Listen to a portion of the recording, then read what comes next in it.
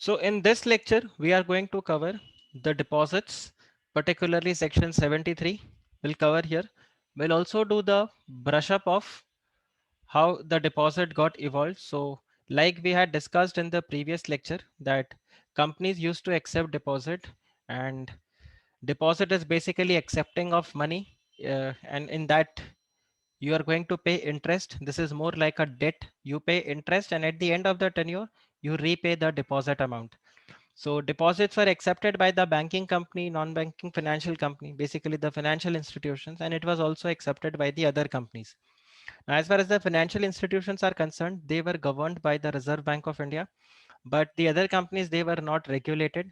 Hence, default used to take place in the deposits, and then company used to get liquidated. So investors who have given money to the company in the form of deposits, they used to lose their money.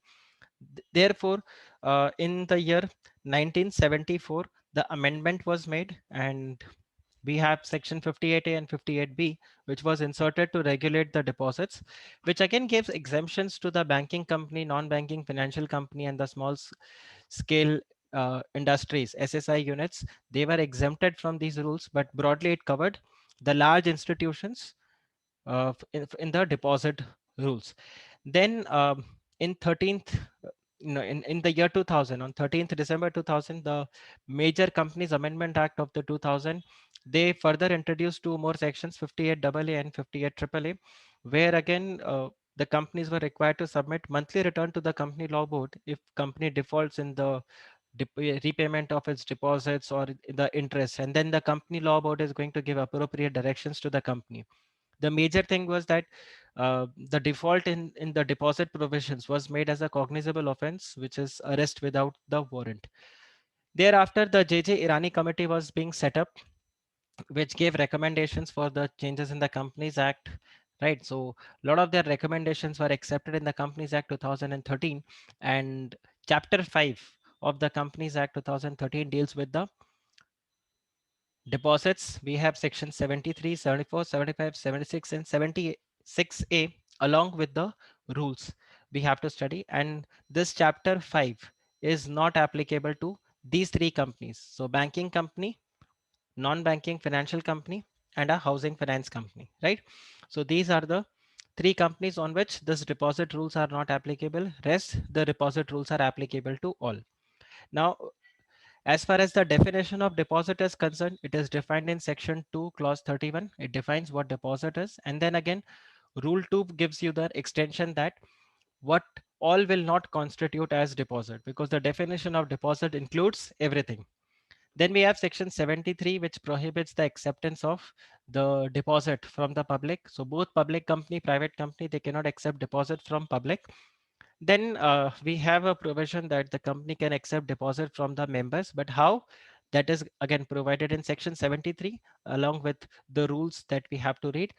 Then section 74 was there, which was the transitional provision. So companies which had accepted deposits in the previous Companies Act, so provisions with respect to that. Then we have section 75, which provides for the damages for the fraud. Then we have section 76, which provides the acceptance of deposit from the public only by certain companies. So 73 says that you cannot accept deposit from the public. 76 says that you can accept deposit from the public and it can be done by the certain companies. And then of course, section 76A is there, which provides for the punishment of the contravention, which is done in these two sections, 73 and 76, primarily under which you accept the deposit. Right. So this is what we had covered in the previous lecture. Also, we had covered that there are two types of deposits. One is the time deposit and another is the demand deposit. Time deposit is that when the money is being paid to the person, when the depositor deposits that money, that is repayable only after the expiry of the time period. So that's a time deposit. And then again, if the money is payable on demand, so that's a demand deposit. So these are the two broad differences between the time deposit and demand deposit. So we have two types of deposits here. And now we had seen the definition of deposits, which is it broadly covers deposit, loan, or any other form. Now, in case of any other form, you have to connect with these two only, right? You have to connect with these two only. deposits, loan, or any other form. And then we have, but it does not include such category of amount as may be prescribed. So now what is prescribed? It's prescribed in rule 2. So broadly rule 2 provides for this: any amount which is received from central government, state government, local authority, or any statutory authority which is constituted under the act, like SEBI, Competition Commission of India, right? So these are the statutory authorities which are constituted under the act. And then any other source whose repayment is guaranteed by central government or state government, so that will not be considered as deposit. So this is not considered as deposit. So this all we had covered in the previous lecture, but इसको मैंने अभी यहाँ पर क्या कर दिया है और थोड़ा simplified form में डाल दिया है, तो आपको समझने में easy हो जाएगा.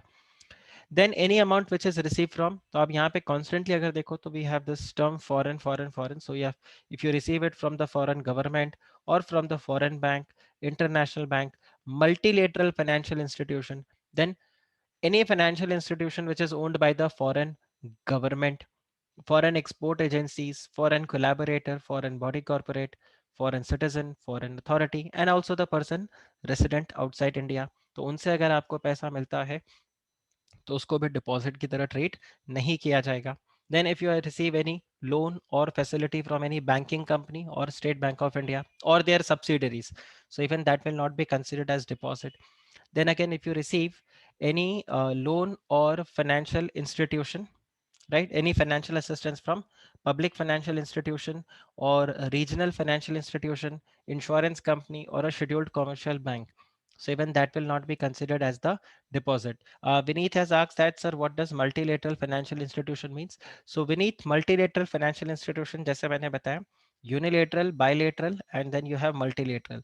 मल्टीलेटरल मींस बहुत सारे कंपनी, जैसे कि आपका एशियन डेवलपमेंट बैंक, ठीक है.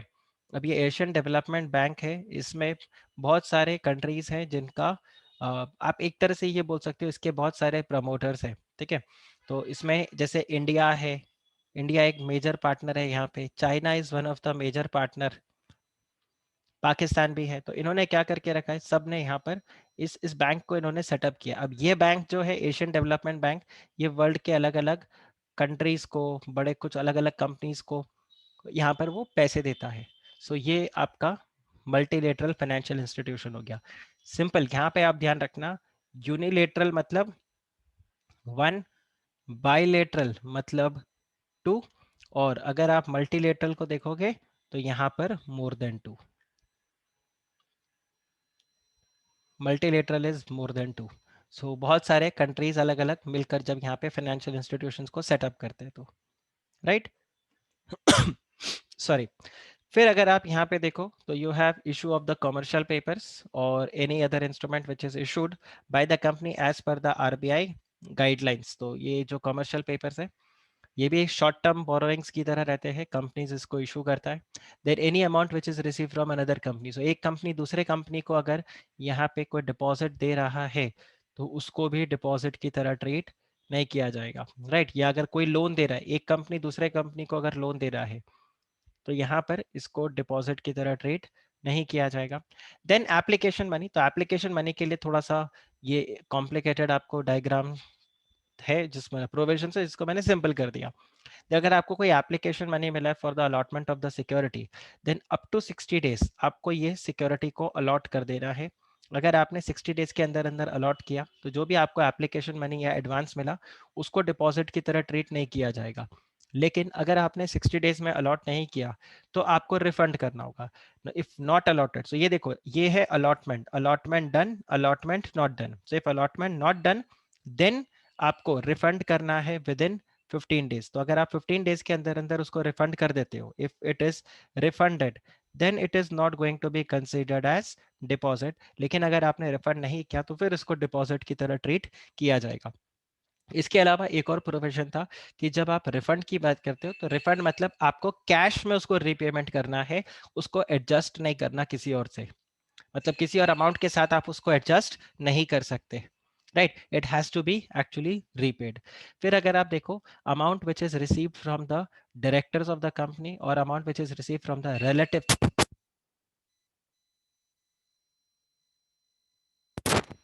right? Amount which is received from the directors of the company or amount which is received from the relatives of the directors of the private company. ये दो point आपको ध्यान रखना है कि अगर कोई पब्लिक कंपनी है या प्राइवेट कंपनी, तो डायरेक्टर्स तो किसी भी कंपनी का, but relatives of the directors only for the private company.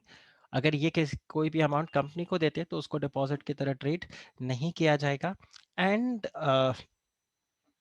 एक डिक्लेरेशन उनको देना पड़ेगा, ये डायरेक्टर्स या उनके रिलेटिव्स को एक डिक्लेरेशन देना पड़ेगा कि इन्होंने जो अमाउंट कंपनी को दिया है that is not out of the borrowings, और कंपनी इस बात का डिक्लेरेशन देगा अपने बोर्ड रिपोर्ट के अंदर कि डायरेक्टर से या उनके रिलेटिव से हमें कितना अमाउंट मिला है। So this will B put here.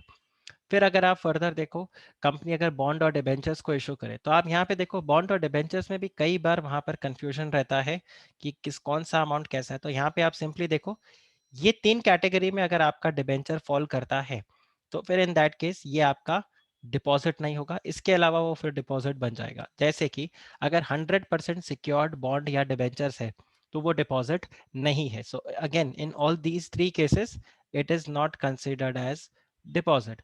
अब 100% सिक्योर आप कैसे करके रखोगे?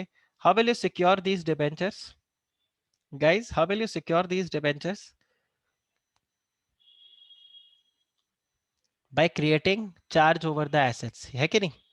आप यहाँ पे चार्ज क्रिएट करोगे, you are going to create charge over the assets of the company. और कौन से एसेट्स? जो कि शेड्यूल 3 के अंदर गिवन है, assets which are given in schedule 3।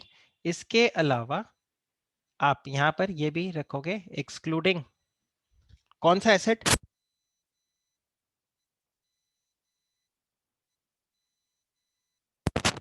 Excluding कौन सा एसेट?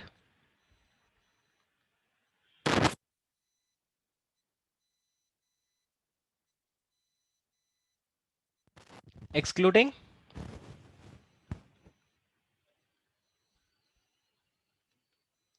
इंटेंजिबल्स, याद आ रहा है? एक्सक्लूडिंग इंटेंजिबल एसेट,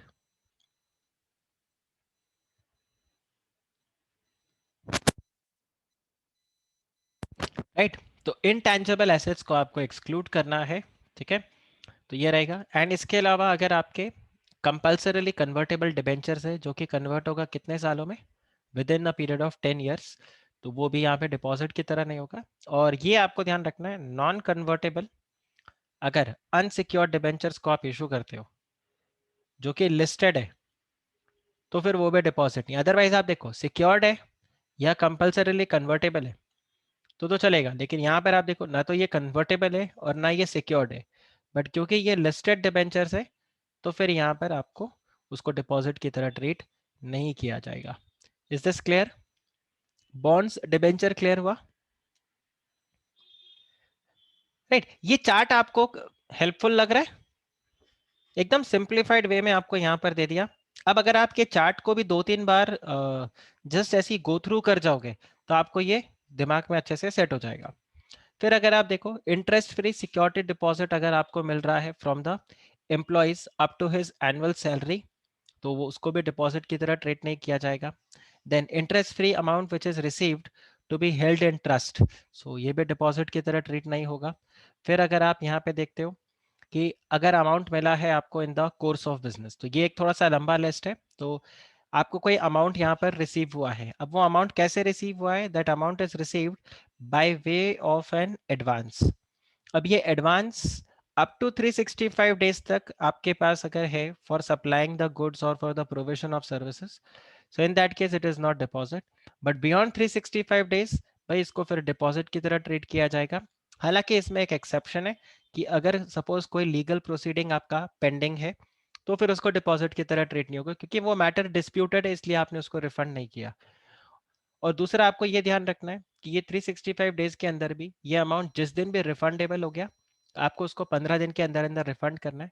तो जब ये अमाउंट रिफंडेबल हो गया उसके 15 दिन के अंदर अंदर आपने अगर रिफंड कर दिया then it is not a deposit, otherwise this would be considered as a deposit. फिर अगर आप देखो amount which is received in the course of business, again क्या अमाउंट मिल रहा है आपको? आपको मिल रहा है एडवांस। अब ये एडवांस आपको क्यों मिल रहा है? This advance is being received for the sale of immovable property as per the agreement. ये जो आपने यहाँ पे सेल डीड इसके लिए बनाया, ठीक है, ये देखो ये जो अग्रीमेंट आपका है, ये जो आपने यहाँ पे सेल डीड बनाया, उसके परसुएंट टू दैट आपने कोई एडवांस यहाँ पे पे किया। और ये एडवांस आप क्या करने वाले हो? This advance will be adjusted against the sale of such property. तो इन दैट केस इसको भी एडवांस की तरह, मतलब इसको भी डिपॉजिट की तरह ट्रीट नहीं किया जाएगा। लेकिन जैसे ये अमाउंट रिफंडेबल होता है, आपको 15 डेज के अंदर अंदर रिफंड करना है। और अगर आप रिफंड नहीं करते हो तो फिर इसको डिपॉजिट की तरह ट्रीट किया जाएगा। अब सर ये एडवांस रिफंडेबल कब हो सकता है? सपोज करो वहां पर ये पॉइंट हो जाए, इसको मैं ऐसे लिख देता हूँ, agreement to sale. So suppose करो हमने सेल डीड एक एग्जीक्यूट कर दिया। Remember sale of goods act में फाउंडेशन में आपने पढ़ा था, you have agreement to sale and you have sale, याद आ रहा है? तो सेम थिंग यहाँ पे भी हो सकता है कि आप इनमूवेबल प्रॉपर्टी को बेच रहे हो और एक आप अग्रीमेंट में एंटर कर रहे हो कि आप फ्यूचर में उसको बेचोगे। और फिर सपोज करो आपने उसको नहीं बेचा, तो ऑब्वियसली आपके पास एक क्लॉज होगा कि आप रिफंड करना चाहते हो, राइट? तो अगर आप उसको रिफंड करोगे तो आपको यहाँ पर पेमेंट करना होगा। तो if in that scenario it becomes refundable, तो आपको 15 डेज के अंदर अंदर उसको रिफंड करना होगा। फर्दर आपके पास है, if the amount is received in the course of business for the security, as a security deposit for the performance of the contract, तो भी उसको फिर यहाँ पे डिपॉजिट की तरह ट्रीट नहीं किया जाएगा। आपने किसी को बड़ा ऑर्डर प्लेस किया है और आपको डाउट है कि वे यार वो टाइम पे करेगा कि नहीं करेगा, गुड्स को डिलीवर करेगा, तो आप वहाँ पे उससे एक सिक्योरिटी डिपॉजिट रखवा रहे हो। टेंडर आपने दिया है, उससे सिक्योरिटी डिपॉजिट रखवा रहे हो, ठीक है, आप अमाउंट हमें गुड्स देते जाओ, फिर आपको हम रीपे कर देंगे। तो ये भी आपके लिए क्या हो गया? In the ordinary course of business आपको मिला है, even this will not be considered as a deposit. या फिर आपको अमाउंट मिल रहा है under the long term project for supplying of the capital goods. Now what is capital goods? What is capital goods? Capital goods हम किसको बोलेंगे?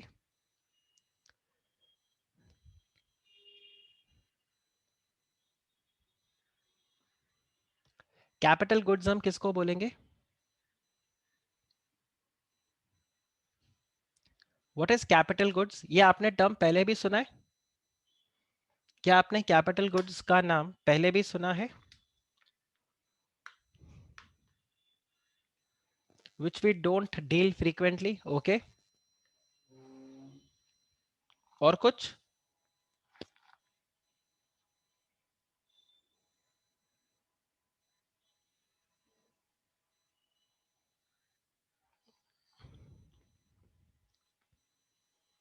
आपके प्लांट एंड मशीनरी, इक्विपमेंट्स, उनको कैपिटल गुड्स बोलते हैं, ठीक है, जो आपके प्रोडक्शन कैपेसिटी को बढ़ाता है, ओके।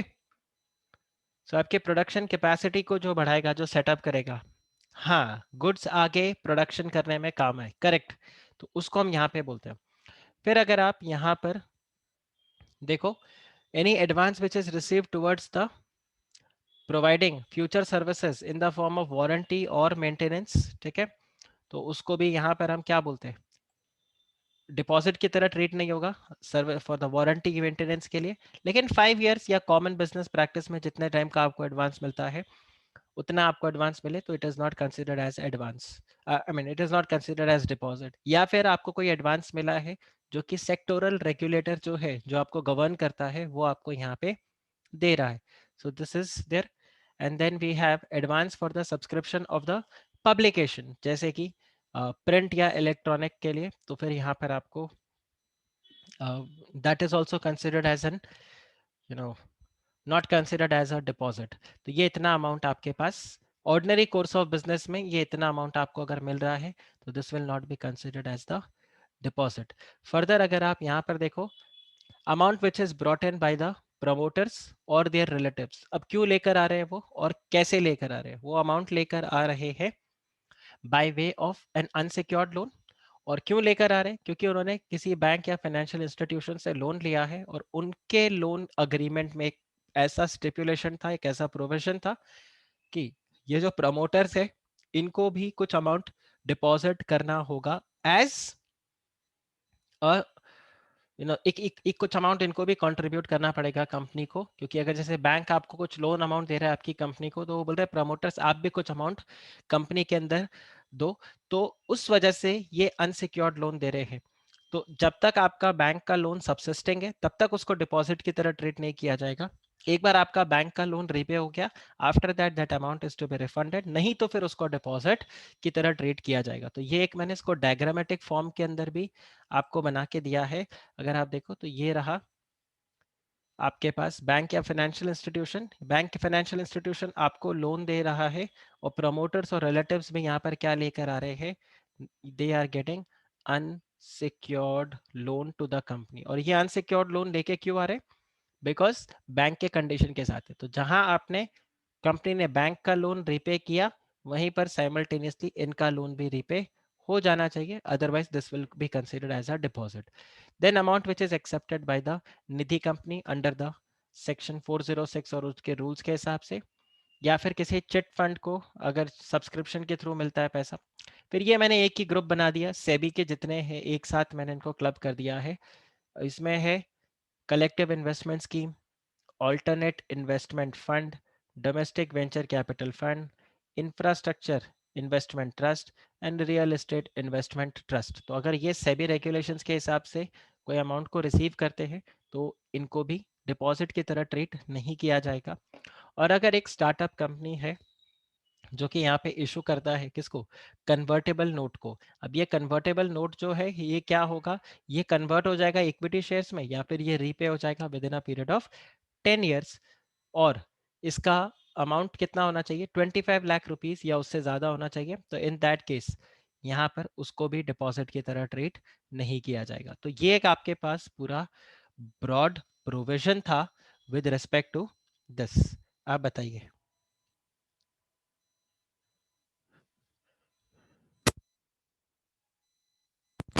आप बताइए। आप बताओ, इज दिस क्लियर? यहाँ तक, यहाँ तक क्लियर है? ओके, ठीक है। तो फिर एक काम करते हैं, we wrap up this session here. Okay, we'll start section 73 from tomorrow.